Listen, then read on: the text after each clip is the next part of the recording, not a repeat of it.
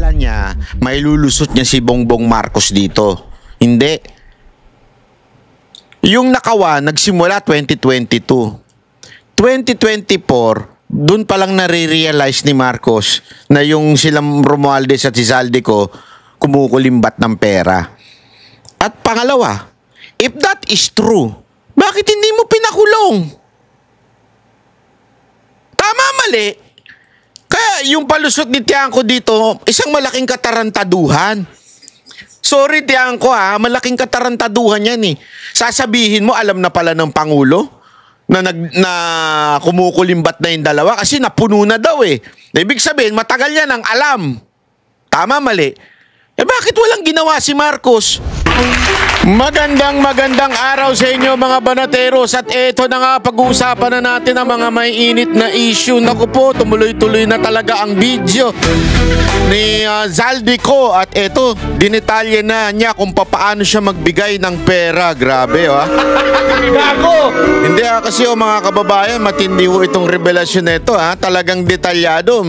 May ibig sabihin po niyan mga kababayan. Ibig sabihin talagang alam niya yung kanyang sinasabi at hindi ho siya gumagawa lamang ng istorya dahil meron siyang mga pinakitang ebidensya. Although ako patuloy natin sinasabi, hindi ako naniniwala 100% sa kanya. Alam mo naman napakasinungaling din yan.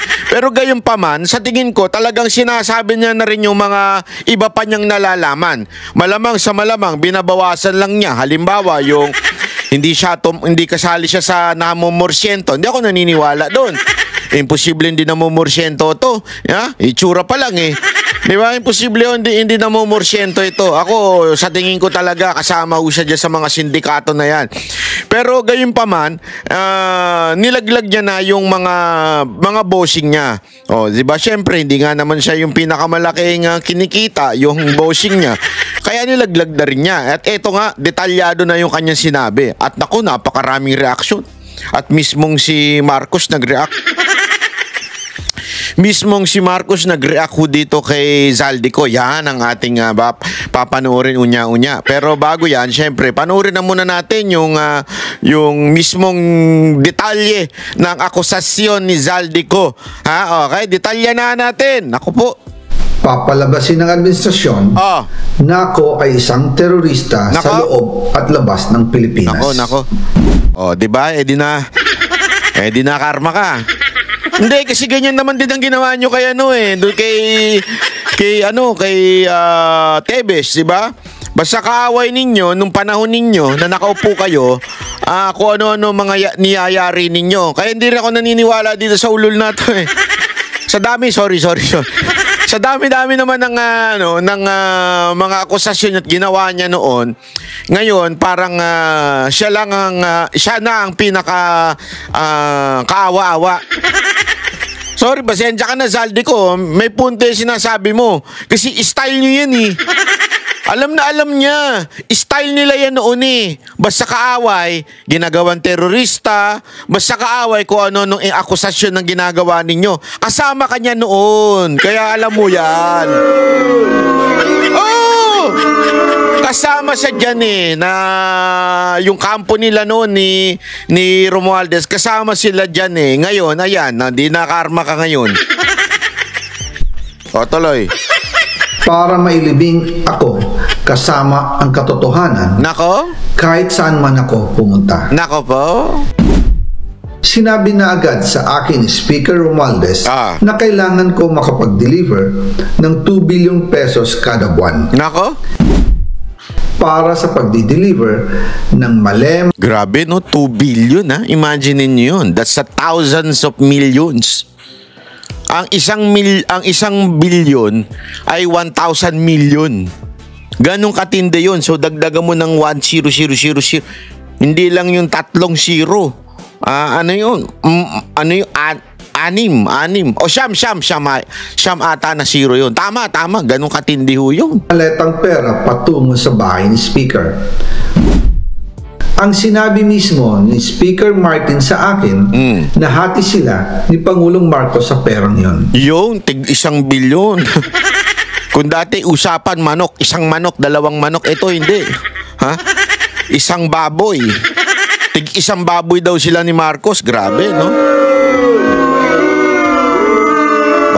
Paano ba maging presidente? Gusto ko na rin maging presidente para makatanggap naman tayo ng isang baboy. Gusto ko na rin maging presidente. Paano ba? Para gamitin bilang bagsakan at imbakan ng pera mula sa mga SOP, collection at deliveries na para sa Pangulo. Nako. Huwag mo akong pigilan sa mga insertions ko. Yan, wag ka nang makialam sa budget. Ang gusto niya ng 50 billion pesos na insertion. Ngunit ang sagot ng Pangulo, humingi ka ng bago or dagdag na insertions. Nako po. Ayan na. Nako, may parto na naman. Magandang araw po sa inyong lahat. Bago ko ipagpatuloy ang aking paliwanag, nais ko munang magpasalamat sa inyo. Maraming salamat sa inyong bukas na isipan, sa inyong pasensya, at sa pagtanggap ninyo sa mga impormasyong aking ibinabahagi. Alam kong... Pero in fairness, press looking siya ngayon, kumpara dun sa dati, ngarag na ngarag siya. Hindi, di ba? Press looking siya ngayon. Siguro dahil nga sa marami na siyang sinisiwala at kaya nag-ano na siya, nagsabi na siya, nagsalita na siya. Kaya siguro press siya ngayon. Hindi madali ang mga paksang ito. Mabibigat at mahirap tanggapin. Hindi po ako makauwi dahil malaki ang banta sa buhay ko. Ngayon naman ay meron kaming natanggap na balita. Papalabasin ng administrasyon na ako ay isang terorista sa loob at labas ng Pilipinas.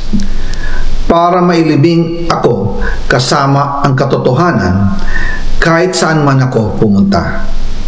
Pero mahalagang malaman ng taong bayan ang katotohanan. Muli, taos-puso akong nagpapasalamat sa inyong pakikinig.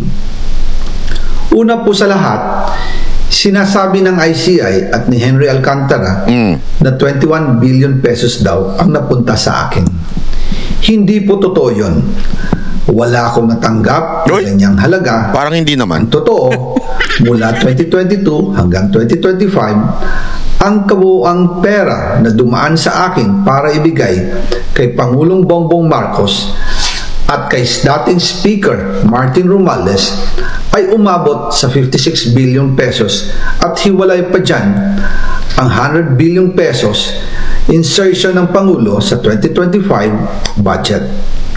Pati na rin ang 97 billion pesos control insertion na inilagay sa NEP ng 2026 national budget. Balikan natin kung paano ito nagsimula. Ayan. Noong 2022, kakaupo ko pa lang bilang chairman ng House Committee on Appropriations, sinabi na agad sa akin ni Speaker Romualdez na kailangan ko makapag-deliver ng 2 billion pesos kada buwan. Makalipas ang ilang araw, tumawag sa akin si Yusek Bernardo. Sabi niya, kailangan ng tulong ng Bulacan sa problema nila sa baha. Pinapunta niya sa opisina ko sa Kongreso si DPWH District Engineer Henry Alcantara. Sa naging meeting namin ni Alcantara, siya mismo ang nag-offer kung paano ang hatian sa mga proyekto ng DPWH. 22% para kay Speaker Romualdez, 2% para kay Yusek Bernardo, at 1% para sa kanya. Doon po nagsimula ang tinatawag nilang deliveries. Ang sistema po ay ganito. Ano yan? Paano? Ang mga tao ni Henry Alcantara ay nakikipag-ugnayan sa mga tao ko na sina Paul Estrada at Mark Tiksay. Sila ang tumatanggap na pera mula sa mga tao ni Alcantara. Minsan sa bahay ko sa Valle Verde, minsan naman sa BGC parking. Pagkatapos nilang makuha ang... Saan yan? Puntahan ko yan. Saan yan? Hold upin ko yan. Sa BGC daw. Pera, sila Mark at Paul naman ang nag-aayos o nakikipag-coordinate sa tauhan ni Speaker Martin Romualdez na si Jocelyn Sereño para sa pagdi-deliver ng male-maletang pera patungo sa bahay ni Speaker. Una, sa North Forbes Park sa McKinley Drive at nang lumipat siya sa number 14 Nara Street, South Forbes Park. Nako. Gusto ko pong linawin, hindi ako nakikialam sa mismong proseso ng paghatid. Dumaan lang po sa akin ang pera na agad dinideliver kay Speaker Romualdez. Ako lang po ang nagko-confirm sa text kay Speaker kapag nadala na ang pera sa bahay niya. At lahat ng ito, mula sa unang utos noong 2022 hanggang sa huling delivery noong 2025. Umabot sa mahigit 55 billion pesos plus ang naihatid sa bahay ni dating Speaker Martin Romualdez. Magkano daw? Ulit? Magkano daw? Bako, mamaya, yan ang maging tanong ko sa GCash ko, ha? Kaya kailangan kabisado niyan. Bahay niya. At lahat ng ito, mula sa unang utos noong 2022 hanggang sa huling delivery noong 2025. Umabot sa mahigit 55 billion pesos plus ang naihatid sa bahay ni dating Speaker Martin Romualdez. Nako, 55 billion. Lupit. Gago! 55 billion, pwede ka na magtayo ng bansa nun, ano? Sarili mong sundalo, sarili mong kapulisan, sarili mong husgado.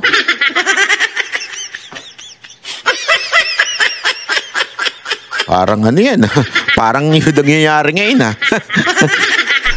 Madalas hindi nabubuo ang hinihinging 2 billion pesos bawat buwan ni Speaker, kaya iyan ang final total. Ang sinabi mismo ni Speaker, hindi daw nabubuo yung 2 billion kasi baka mamaya i-compute na naman yan ni Auntie Claire. Sasabihin niya, sinabi ng 2 billion kada taon, mula 2022 hanggang 2025, bakit sinabi niyang 55 lang? Kulang yan. Pag gano'n, fake news siya, wala resibo. Gaganon-ganon, parang sinabi dito, ha, Auntie Claire, malinaw, sinabi. Minsan hindi daw nabubuo. Okay, hindi nabubuo yung 2 billion. Kasi may mga project na para siguro doon sa mga congressman. Halimbawa, doon sa mga manghuhuli kay Pangulong Duterte, bibigyan yun, syempre. Ilang billion din yun. Yung para i-kidnapin si Pangulong Duterte, tapos siguro para i-push yung impeachment. Kaya hindi nabubuo siguro yung 2 billion.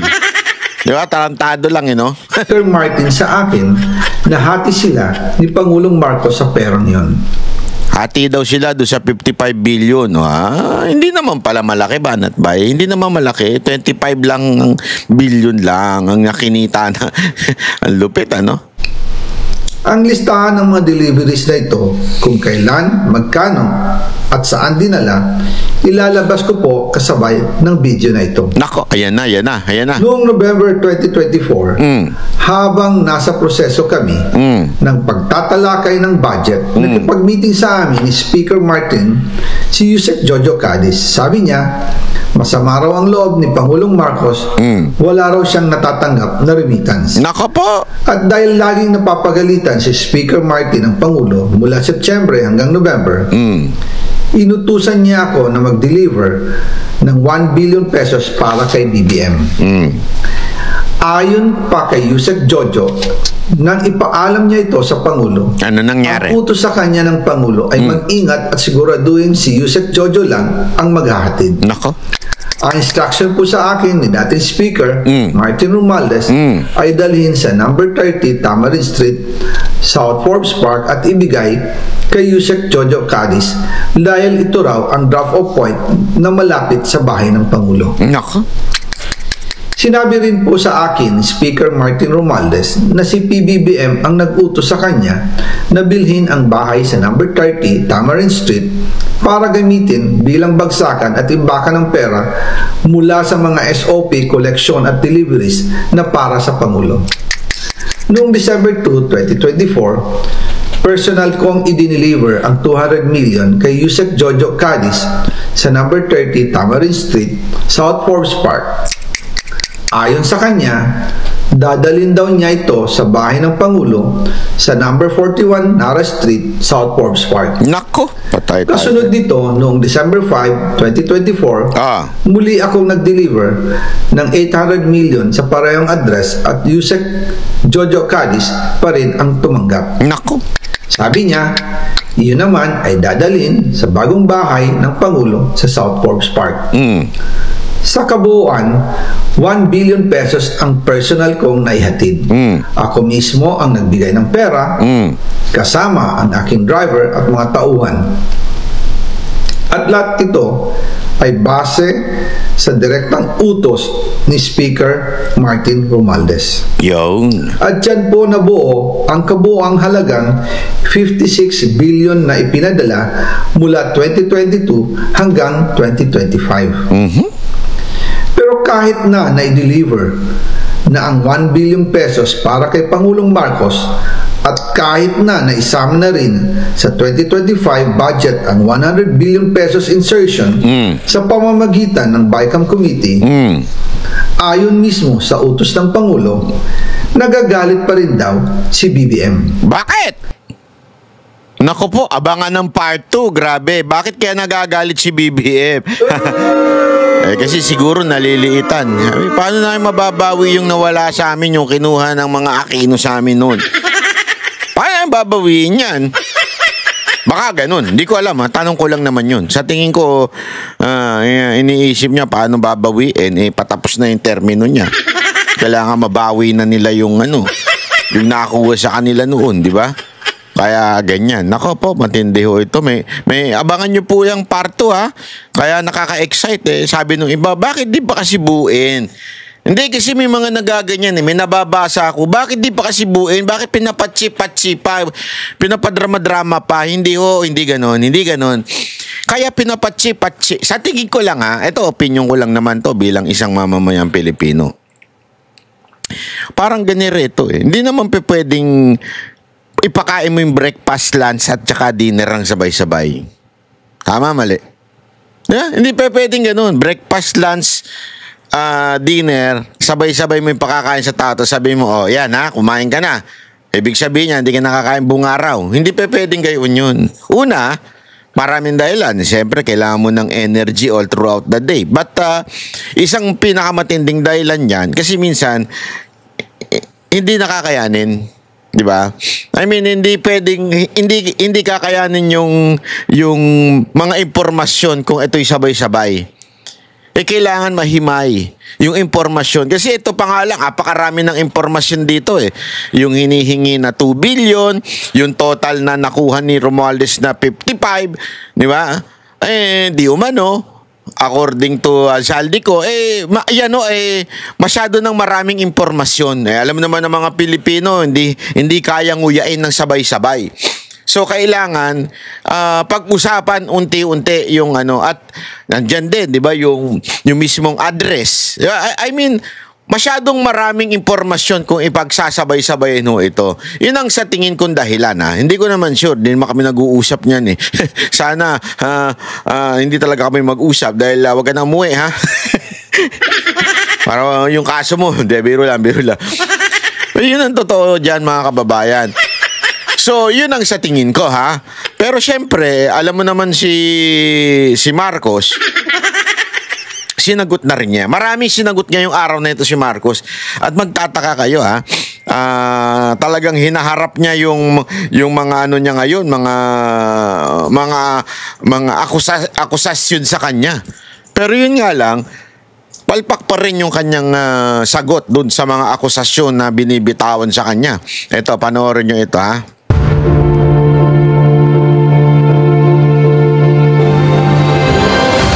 Magandang gabi po, Luzon, Visayas at Mindanao.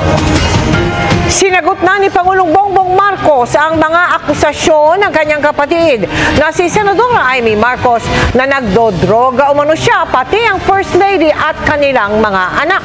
Sabi ng Pangulo, hindi niya kapatid ang nakita ng publiko sa TV. Sabay-sabing nag-aalala siya sa lagay nito. Mabilis na hirit ng Senadora, patunayang mali siya. Yun. Kaugnay naman sa mga bagong aligasyon ni dating Congressman Zaldico, hinamon siya ng Pangulo na Yun mga kababayan eh. Yun mga kababayan. Ha? I mean, patunayan mo, prove me wrong. Ha? Prove me wrong. Ang dali naman eh.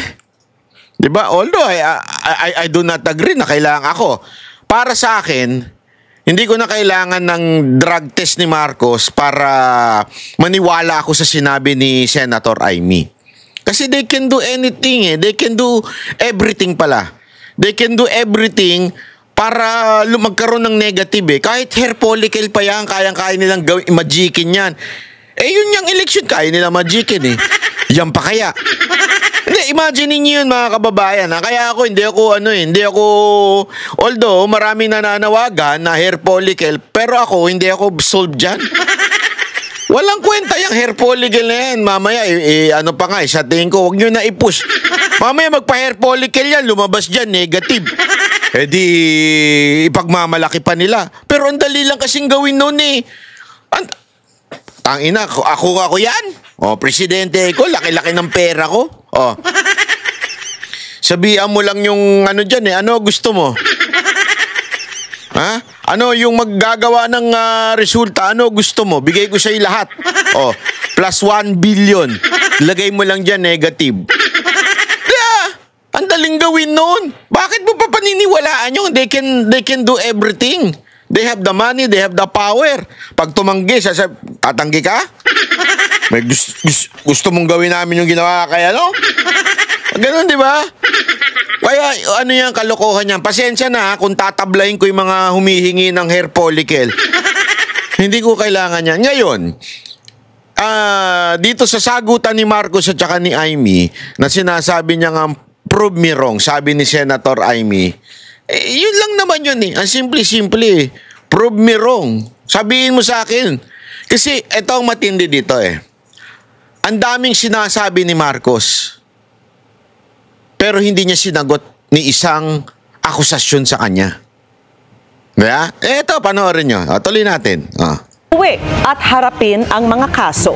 Nakatutok si Ivan Mayrina. The lady that you see talking on TV is not my sister. AI daw. Hindi daw niya sister yun, AI. It's either AI yun or impersonator. Diba? Bukas na bukas din, nang lalabas si Auntie Claire, sasabihin niya, that's AI. The president. Kasi sabi dito, that's not my sister. Ay, alam mo naman to si Auntie Claire. Yung utak nito, parang hindi abogado eh. Yeah? So, baka sabihin niya bukas, tingnan nyo na, sabi ni Marcos, AI daw yan. Baka naman impersonator. Di ba? Kasi maraming, alam mo ito sa Pilipinas, marami tayong haka-haka eh.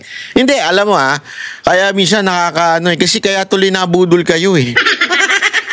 Hindi, totoo, ang dami sa inyo nabudol dahil sa putang, iniiwasan ko na nga magmura. Ang dami sa inyo nabudol dahil dyan sa Talano Gold. Marami nagpapaniwala sa inyo nun. Hindi ko magets. Bakit tayo mga Pilipino, yung utak natin talagang sumasayad na minsan, ano? Di ba? Marami sa atin naniwala, dahil dyan, pag nanalong presidente yan, mababayaran na utang natin. Ang dami sa inyo naniwalang ganun eh. Pag naging presidente yan, mababayaran na utang natin dahil may Talano Gold dyan. Galing kay Dato Puti, kay Dato Mga ganyan eh, di ba?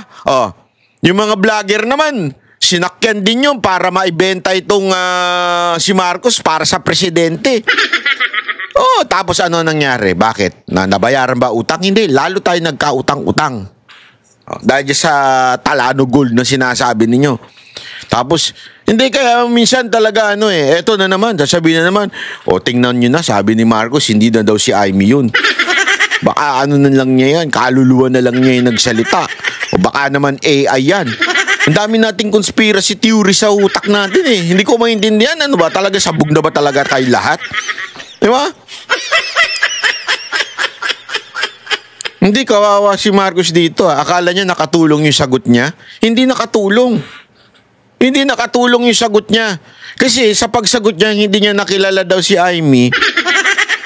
Ang galing nung banat ni Amy. Mamaya, tingnan nyo. Ito ang reaksyon ni Pangulong Bongbong Marcos nang tanungin siya tungkol sa pahayag ng kanyang kapatid na si Senadora Amy Marcos sa rally ng Iglesia ni Cristo noong nakaraang Lunes. Batid ko na na nagda-drug siya.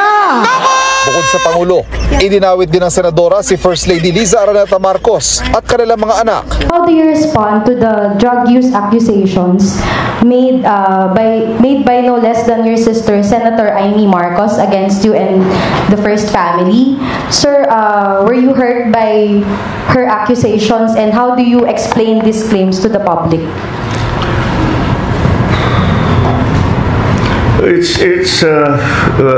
Yeah, but tuwing sasagot siya na napakahirap, ano?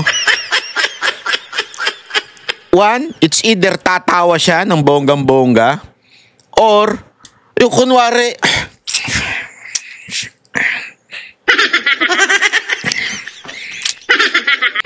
ang daling sagutin eh. It's not true. Ganun lang eh. Kailangan... Ano ka, napoposes? Zombie? Kailangan pa mag-aanarting ganun? Diba? Tinan nyo, nag-iinarte pa ito eh. By her accusations, and how do you explain these claims to the public?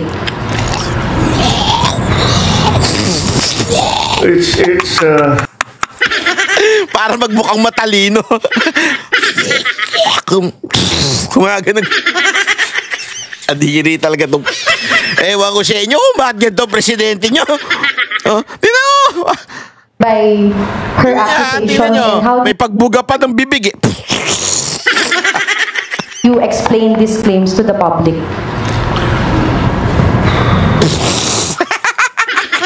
Alam, nakakaloko siya. Akala niya nakakaloko siya sa ganun eh. Sus! Sus!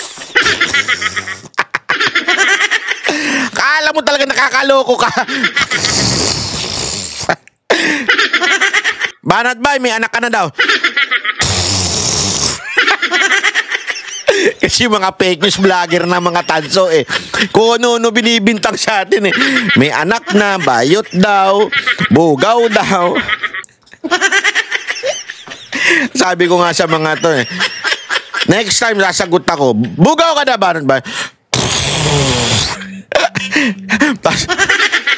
Ano ka na ba?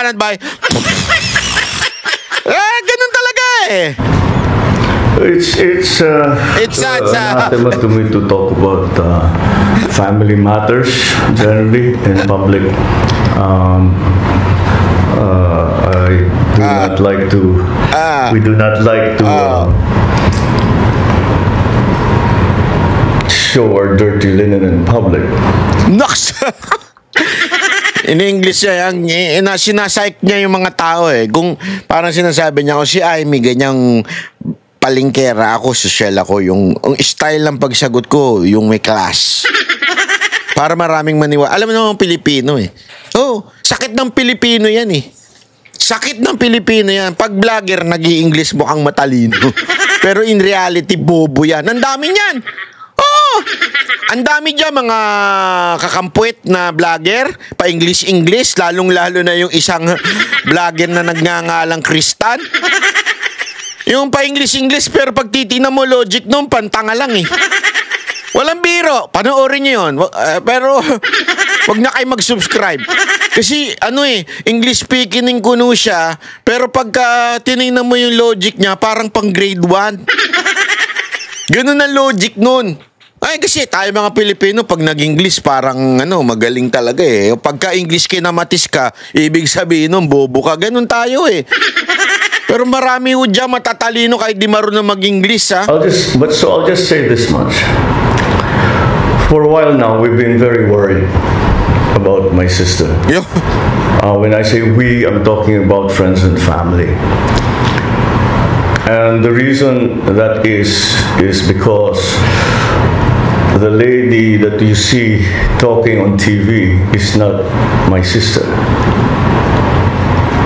And that view is shared by our cousins, our friends. Hindi siya yan. Hindi siya yan. So, that's Sino why yan? it's work. Mga kaigsuunan, ako si Alfred. I hope she feels better soon. Hindi na nabigyan pa ng pagkakataon ng media na malinaw kung anong ibig sabihin ng Pangulo sa pahayag na ito. Ilang minuto lang matapos itong sabihin ng Pangulo, agad sumagot si Senadora Ayan, matindi yung sagot dito ni Senator Amy. Tablado siya. Amy sa kanyang social media account. Sabi niya, siya raw ito, sabay hirit na kung ano-ano nang nakikita ng kanyang ading o nakababatang kapatid sa Ilocano. Sabi pa ng Senadora, patunayang mali siya at gusto raw niyang mali siya. Nang tanungin kung nagkausap na sila magkapatid, sinabi ng Pangulo na magkaiba na raw sila ng ginagalawang mundo, political man o personal. May hamon naman ang Ay, nako, sabi ko sa inyo. Tama si Amy doon. Pasok sa banga. Pasok sa banga yung sagot niya. Diba? Kung sino-sino na nakikita mo. Sana mali ako. Prove me I'm wrong. Hindi, maganda yun eh. Maganda yun eh. Tama siya. Alam mo, kung ako sa'yo, BBM, Bonnet, kung ako sa'yo, panoorin mo yung video ni Amy doon sa INC. Pag hindi ka lutang, pag lutang ka, baka iba talaga makikita mo. Diba? Kailangan yung nasa nasa tamang kaisipan ka. Yung mga ilang araw kang hindi nasa ayos, yung baga nasa ayos ka.